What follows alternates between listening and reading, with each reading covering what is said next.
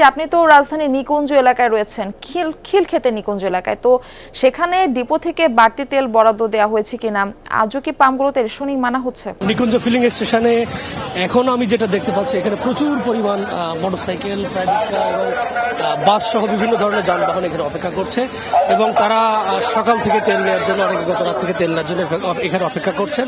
এবং এখানে যারা পাম্প মালিক কর্তৃপক্ষ আছে তাদের কাছে আমি জানতে চেয়েছি যে কি পরিমাণ তেল আজকে এই পাম্পে এসছে। তারা আমাকে যেটি জানিয়েছেন, সকাল থেকে এখানে অকটেন এসেছে 13,500 লিটার এবং ডিজেল এসেছে 9,000 লিটার।